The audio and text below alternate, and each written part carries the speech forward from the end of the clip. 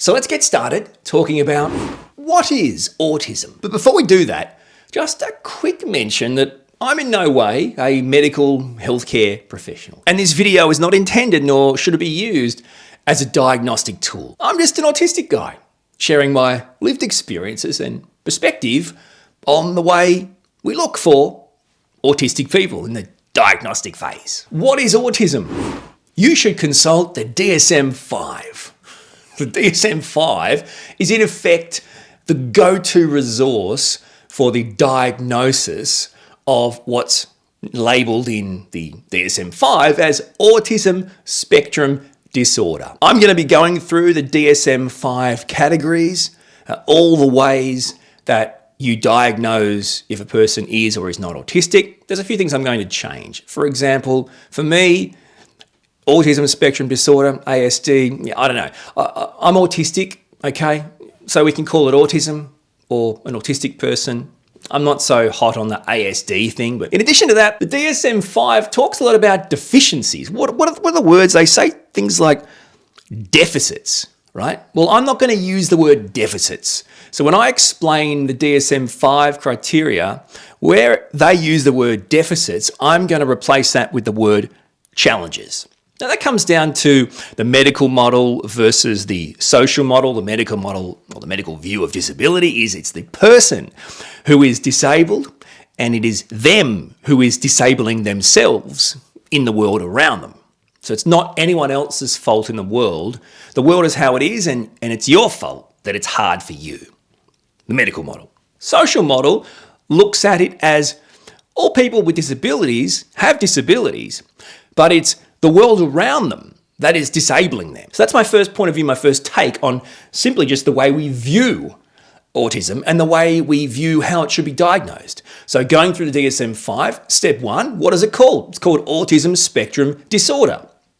Step 2, what are we looking for? We're looking for deficits. Now we know what autism is, let's move on to how we diagnose it. First up, let's identify the diagnostic areas as set out by the DSM-5. The criteria is set out in two main parts, and it's basically capital A, capital B, and then there's some additional information in capital C, which, by the way, if you're an adult who thinks they're potentially autistic, capital C, or part 3, which we're doing at the end of this video, is probably the most important piece of information that you need to hear so you do not miss out on an opportunity to be recognised as an autistic person if indeed you are. So do not miss that. Anyway, let's go through the two areas of criteria used to diagnose someone who's autistic. Area 1 is social communication and interaction. And boy, there's a heap of subcategories to help look for signs and traits, and we're going to go through those. So don't go anywhere. Plus, that's next. And the second category is restricted repetitive behaviours. What does that mean?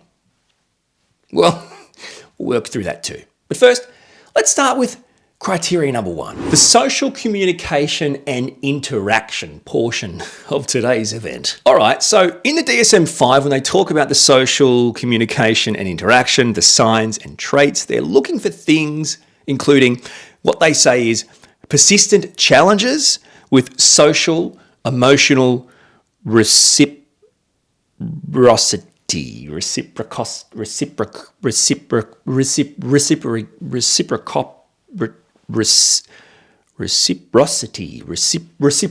that reciprocity? I've already failed.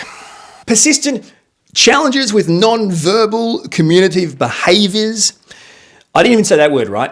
Communicative behaviours. I think this is really bad.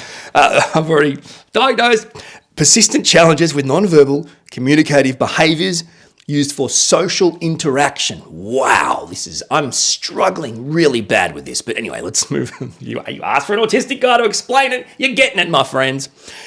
Persistent challenges. Again, remember, DSM-5 say persistent deficits, but I'm saying persistent challenges. Anyway, persistent challenges in developing, maintaining, and understanding relationships. If you're an autistic person, you already know, ding, ding, ding, ding, ding, that's me.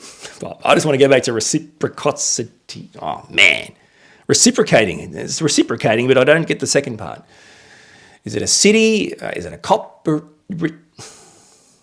went to uni. I studied law. I want to legitimately give you information that will help you, that could help the person in your life you think could be or is autistic, or yourself. So I've got some paper here. Let's start with social communication and interaction. Now, let's just go through a few, headings.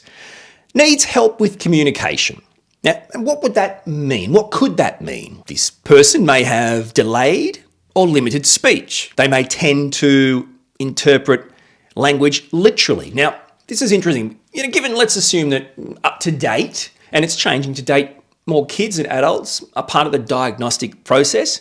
Well, as an adult, this doesn't change. You don't grow out of this. The interpreting what people say literally, for me, is a constant thing. You don't, and that's the thing too.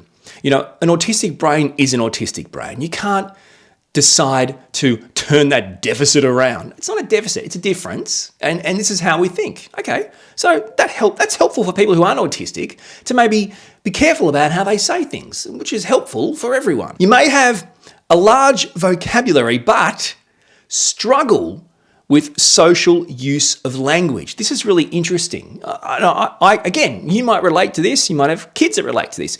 Kids that talk like little professors, or adults that just have a crazy vocab, but still struggle to use the right words in the right context in a social situation. It's absolutely me. There's another subcategory, which is difficulty reading social cues or situations. Hard to read body language, facial expressions, tone of voice, the body language, the cues, the non-verbal, the verbal cues. These are things that are really tricky. And of course, this is clearly some of the signs and traits looked out for in portion A of the diagnosis criteria. Also, may need help to understand when a behaviour is appropriate. This is a kid thing, but it's not just a kid thing. I still have to ask my wife from time to time, I really want to say this, or I really want to do this, but I'm not sure if I should, or I might just go, is it okay if I do this? Right? And my wife will go, no, that's not appropriate. And then 9 out of 10 times, more like 1 out of 10 times, I listen and I don't do it. Another subcategory, you find two-way conversations difficult. Hence why most of the time I talk to my cupboard. How you going, cupboard? I'm good too, thanks for asking. So you find it difficult to start, maintain, end conversation. I'm great at having conversations with myself. I'm great at having conversations with people. I got a claw today with people I know and topics that I'm interested in. But I'm not great with conversations and keeping them going or knowing when to end them for the most part. And this is even worse on phone calls. With phone calls, it's just a voice. I hate phone calls. And I'm one of those people where I don't know how to end conversations. They go on way too long and they're really awkward. There's like 7 different endings. And anyway, so this is a really interesting sign and trait to look out for. Are you someone who really struggles to start, to maintain, to end conversations like other people around you? Neurotypical people seem to do it like it's nothing. Well, it's not nothing. It's really actually quite hard. It's a challenge, not a deficit. All right, another one is you may find it hard to stay on topic. And I guess I kind of just mentioned that.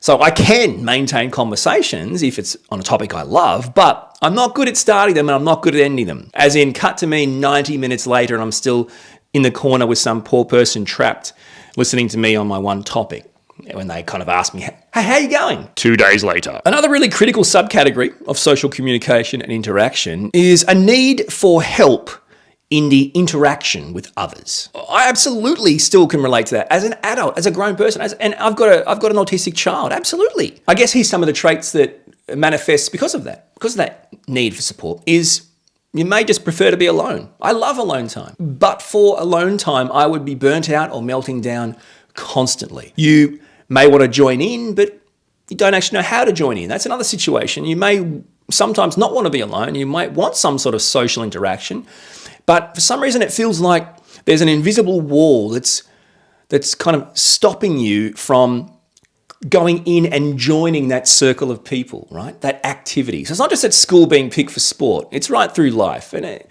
becomes less obvious, more subtle, but you absolutely struggle to be included. And I guess the other main point you'd look out for, the sign, the trait, is, well, just find it really difficult to form and maintain social relationships. We've really already touched on this, but it's important because not only about the conversations, but the idea that, number one, I could make a friend is astronomical, okay? But when it happens, the idea that I can keep them as my friend over a long period of time, astronomical. As an autistic person, unless we mask 24/7, in other words, camouflage or suppress our true, authentic selves, not many people want to hang out with us. But when we find people who do or would like to be our friends or we get on with, it's not like we turn our autism off or down so we can keep them as friends. At some point, an autistic person is going to be more autistic than you want them to be. And the final subcategory you definitely want to think about and would be talked about in a diagnosis would be this, I guess, lack of interest. An autistic person seeming just simply uninterested in anything else around them. So this can come down in little ways and big ways. For example, the eye contact thing. We hear this a lot, right? Look me in the eye. Well, I can tell you right now, I don't often look people directly in the eye very often. And I can tell you it's got nothing to do with my lack of interest. If you want me to look you in the eye while we're having a conversation so you can feel like I'm interested, okay, but the payoff is I won't hear, process, or understand a word you're saying. Another one is you may not respond to your name. This is interesting. Like, for example, Orion, would you like a drink? Nothing. Orion, would you like a drink? Orion, Orion, Orion, Orion, and then at some point you actually have to come over to my face, get in my face. Orion, would you like a drink? I don't think I'm uninterested. I just think I'm in my own little world. I guess what I just said, your own world. That's actually another subcategory. May appear to be in their own world. Well, of course they're in their own world. Of course we're in our own world. We have an autistic brain on a planet built for brains that are neurotypical, that are not autistic. Criteria number 2, or capital B, DSM-5. I feel like I'm doing a countdown or something. Is restricted, repetitive behaviours. Repetitive motor movements, use of objects or speech. So basically repetitive things that you do with your body. Insistence on sameness, inflexible adherence to routines, we've talked about this, or ritualized patterns of verbal or non-verbal behavior. Restricted fixated interests that are abnormal in intensity or focus. Abnormal, that's helpful. What am I?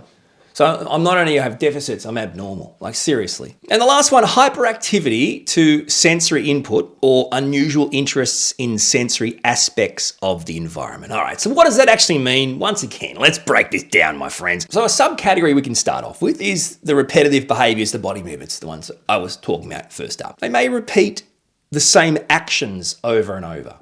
Now, this can be anything from, and this is a classic kids one, lining up objects, lining up toys. Adults, it could be the way they organise their bedroom or their study. Watching the same movie or the same TV show over and over or repeatedly. And this is, to me, you add songs to the list. I think from an autistic kid's point of view, you may notice this and go, why do they have to watch the same bloody movie?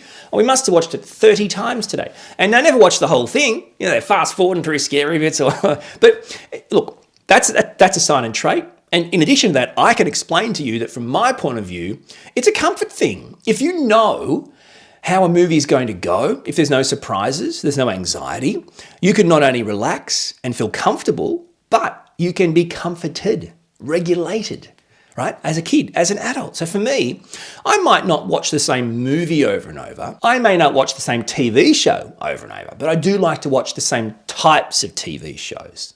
And, obviously from studying law, I really love any type of, I guess, true crime or criminal documentary style shows. Songs are my main thing, and I just listen to the same songs over and over. I don't listen to an album for the most part. If I like a song, I might get the album, but I'll just listen to the song I like. Why would I waste my time listening to every boring song on the album when I can just listen to the song I like? Other repetitive behaviors, things you do with your body, it could be things like the hand flapping. It's not something that I particularly ever did or do, but I certainly do repetitive things. I mean, there's also spinning. Again, my own personal experience, I've seen my autistic child do spinning to the point where it makes me feel sick. You might have a child that when they sit down, they never sit still. That's me. That's me. And, like they're moving around, they're rocking, and they're like constantly feel like they're on a boat. I'm on a boat. So these are very general things, but these are things that clearly are repetitive, right? It happens all the time. They don't do it one day and you never see them do it again. Do you know what I'm saying? Every time they sit down, or, every time they get overwhelmed or excited, they start to flap their hands, or, for me, it's not so much a flap, more so like an aggressive agitation of my hair and my head and my face. But, if you ask me, well, that's stimming. That's called stimming. If you're an autistic, and I've done plenty of videos, if you're an autistic person and you're trying to calm yourself, regulate yourself, you're just trying to do specific actions that help you in the moment in a world that's not designed for your brain, then you are doing stimming, self-stimulatory behavior. So you can call it repetitive behaviors, blah, blah, blah, for your diagnostic, but it's stimming. It's bloody stimming, and it's good. Don't shame the stim. The stim's good. And the last part of this subcategory, I'd say, with repetitive behaviors would be something called echolalia. Have you heard of echolalia? It's basically repeating words or phrases. I don't know. It can sound to you like a broken record, or it can sound to you like a weird quote machine. You push the button and it has no context, or to you, that is. And what's really interesting is echolalia, and even stimming, from my point of view, can be used to overcome sensory overload. And one of the subcategories for behavior and the repetitive restricted behaviors is under or over responsive to senses. So you're either hypersensitive, which I find I can be, or you might be undersensitive. I think probably the hypersensitive or the oversensitive is probably slightly more common, but everyone's different. What does that mean? Okay, unusual reactions. You might react differently to smells, right? To sounds, to light, touch, taste, certain smells. And also, not only is it certain smells trigger me, but also I have a hypersensitivity to the point where I'll go, what is that horrible smell? And no one else in the room can smell it. But then if they investigate, oh yeah, what are you, Superman? How'd you smell that? Or touching. It's not like I don't like human touch, but it doesn't matter who the person is in my life, my kids, my wife, whatever. There are going to be points where it's like being stabbed. Okay, taste is the same. The textures of food, the tastes of food, the smells of food. I am startled like there's no tomorrow. And it doesn't even have to be something that would startle anyone. And the last part of this subcategory of this kind of senses, sensitivity to senses, would be the idea that you can come across restless as an autistic person. And what that actually means is you need breaks, regular movement breaks. Again, for autistic kids, this is stock standard, should happen all the time to enable them to not only enjoy their day at school, but to learn. People always ask, why do you stand up so much? Because I don't want to sit down. It's pretty simple. I stand because I don't want to sit. Why do you sit? Because I don't want to stand. Oh, then why are you asking me this question? Added to that would be the idea of this preference to structures and routines. The DSM-5 talks about sameness, right? Well, no, it's not really that. It's the idea that we need structure. We need routine. And why? Well, it helps us process the world around us, process information. So that's a clear sign, a clear trait. Don't you dare break this structure and routine. That's the thing. Like you can say the sign can be you need it, but I'll tell you what, the sign for me is what happens when it doesn't happen. If anything changes at the last minute or has to be changed or is altered, it renders me virtually useless on the premise that I refuse to be flexible. If I was planning on doing something and now something has changed at the last minute and I've got to do that something at a different time, you can get stuffed. I'm not doing that something at a different time. This is when I was going to do it. Okay, this is how it was going to happen. Maybe you need some sort of help or support or encouragement to do new things, to try new things, to be a part of new things, right? And I totally, and as a kid, I always heard like, I'm not going to coax you. I'm not going to coax you into doing stuff. You're not going to do it, don't do it. I'm not going to beg you or coax you. You can just miss out, kind of thing. And now when I look back and go, well, I wasn't trying to be coaxed. I legitimately felt horrifically uncomfortable, and I needed someone to be there to encourage me, and to help me, and to assist me, and to support me. And I think there's a difference between forcing someone to do something they don't want to do and identifying that this child, this person, they just need to know that I'm going to be there with them. I'm going to be there with you. We're going to do this together. We're going to have some fun. Here's what we're going to do. What do you think? And it's different too. I don't care if you're autistic. You're getting in the car and we're going to visit your family and you're going to give them a hug and a kiss. Another one is needing support, needing help, transitioning to different jobs, events, or activities. The support with planning tasks and also managing your time and managing those tasks. This is, again, critical. And the final subcategory I want to touch on with regards to criteria B, so the restricted repetitive behaviours, is narrow interests, special interests, specific passions, intense interest in one particular topic. They must know and learn everything about one specific thing. And it's so important to them that it's ludicrous to think the world around them doesn't want to know and hear all those things as well. That's an intense desire, focus on one topic. The interest could just be plain unusual, or as neurotypical people would probably say, just plain weird. And I guess lastly, and building on that, is not only is it intense or unusual, the topic of interest, but it's an unusual level of interest in that topic. Does that make sense? To a neurotypical person, a disproportionate level of interest in that topic. So why would anyone be that interested in this topic? It doesn't make any sense. The final portion of the DSM-5 criteria, and I believe it's the third portion, might even be titled capital C. There's something I really wanted to point out, because I don't think, even though it's been there since the edition in 2013 of DSM-5, I don't think it's something that adults who might consider themselves to potentially be autistic and don't really know if or why or how, it's something that I think will really resonate. Because people go, hang on, you don't just acquire autism later in life. And that's true. You're born autistic, you die autistic. You can't acquire it, can't catch it.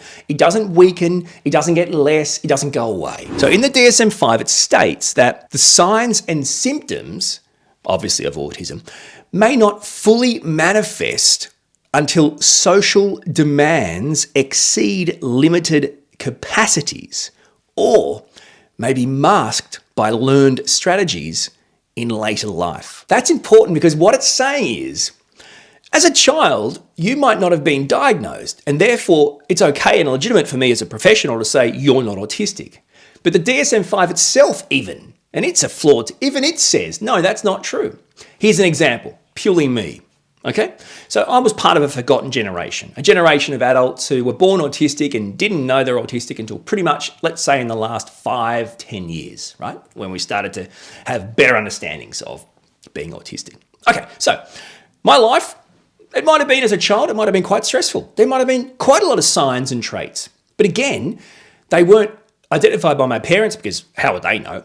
And they weren't identified by medical healthcare professionals because my parents weren't taking me to them for that reason, or because they weren't looking for someone like me to fit the autistic mold. Okay, cool. I had some stress. Then I had my life, I got a job, did what I loved, had some fun, lived by myself, could eat what I wanted, go to bed when I wanted, do what I wanted, right? Not a lot of social stress there. Then I met my wife.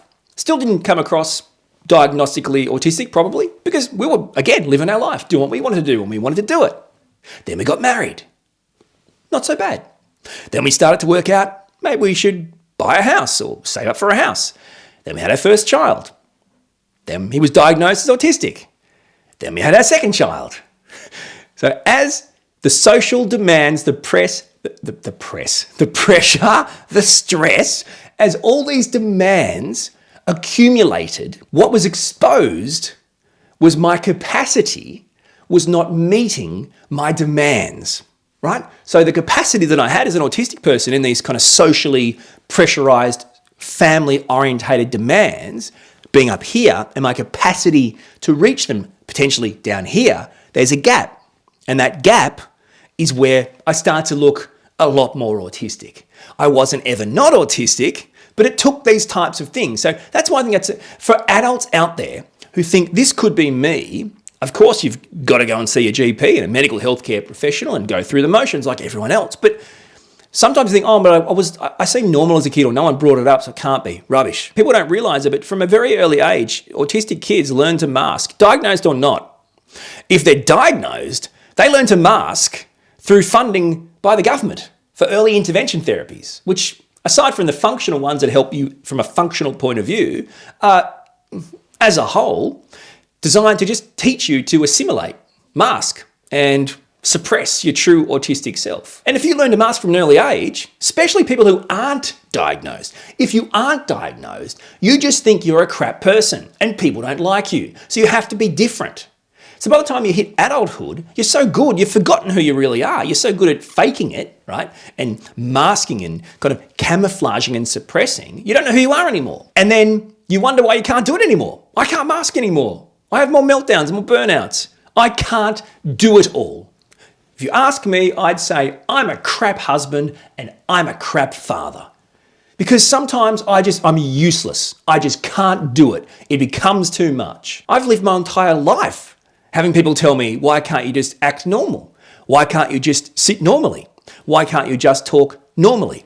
Why can't you just eat normally? Why can't you just sing normally?